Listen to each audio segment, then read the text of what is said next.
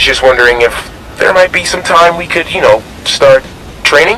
Hey there, quirky folks. In light of the first look at Spider-Man Across the Spider-Verse, I'm going to talk about a theory that could connect it to the MCU as well. It's not possible. Recently, the producers of Across the Spider-Verse stated that they've already seen No Way Home. They went on to say that it would be quite surprising if Miles Morales showed up in the movie. But they did say that everyone is a part of the Spider-Verse. So, we can't really say with surety that Morales will not appear. What the? Homecoming confirmed that he already exists within the MCU. The other night you told that dude, if you're gonna shoot somebody, shoot me. It's pretty ballsy.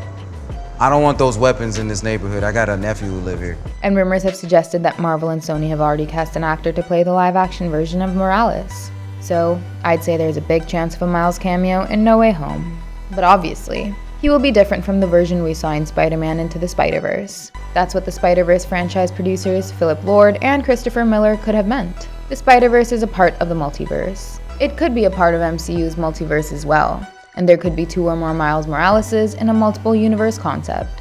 Considering that Marvel and Sony are working so well together, I'd say that Sony's animated Spider-Verse will definitely be a part of MCU's multiverse. Yes! The MCU just ventured into animation through What If on Disney+. So, they could also include Sony's animated Marvel franchise as well. The whole Spider-Verse will surely follow the rules of time travel that are consistent with the MCU. There are 2 reasons why I'm fixating so much upon a connection between the MCU and this animated Spider-Verse franchise. The first one, as I said, is because of the relationship that Sony and Marvel are currently sharing. Sony is allowing Marvel to use Tom Holland's Spider-Man.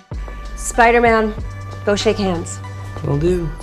Marvel is allowing Sony to connect their Venomverse to Spider-Man and probably the rest of the MCU. Will not rest until we've uncovered the behind his web of lies. I'm Jacob. So, why burn down a bridge between the MCU and the Spider-Verse before it's even built? I know, right? They definitely connect if the creatives on both sides want to. In fact, my second reason will tell you why I'm so fixated. A new theory suggests that Across the Spider-Verse Part 1 will actually use a narrative set up from No Way Home. Shit. So far, it has raised 2 major questions. The first one is, how are Gwen and Miles jumping universes so casually?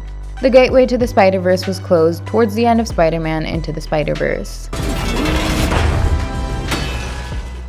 So, who opened it?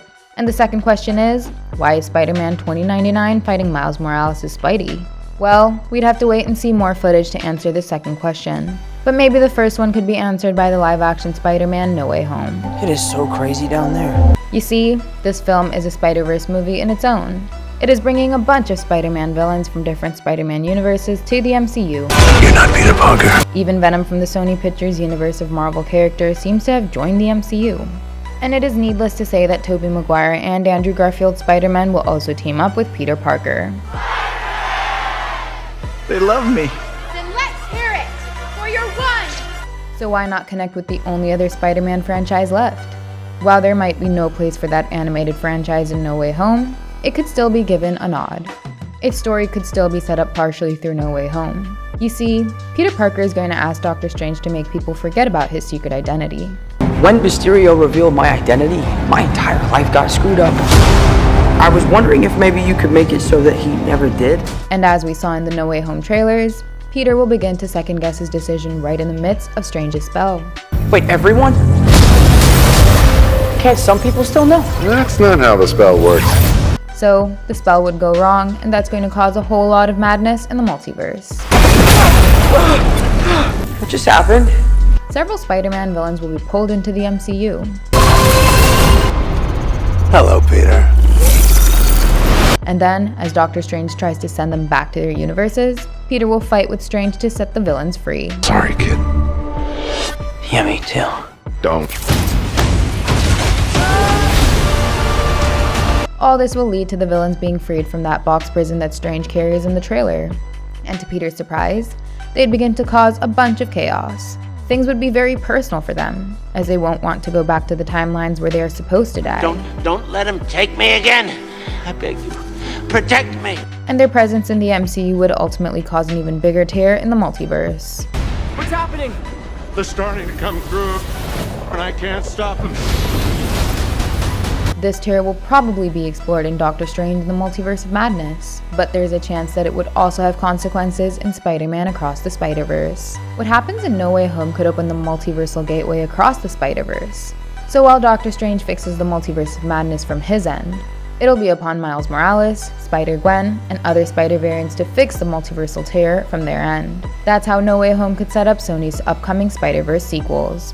And both Peter Parker and Doctor Strange would be responsible for it. You know, all this is kinda your mess. I know a couple of magic words myself, starting with the word please. Please, Scooby-Doo this crap. Strange is responsible because he agreed to perform such a dangerous spell despite Wong's warning. Don't cast that spell. It's too dangerous. Fine. I won't. And Peter would be responsible because firstly, he botched the spell, and secondly, he'd fight Strange to cause even more chaos. Now what do you guys think about this theory? Could No Way Home set up Spider-Man Across the Spider-Verse Part 1? Or should these Spider-Man franchises stay separate? Let us know your thoughts in the comments. Give us a thumbs up and subscribe to our channel if you enjoyed the video. And don't forget to check out some more fun content. Thank you, and I'll see you in the next one. Goodbye!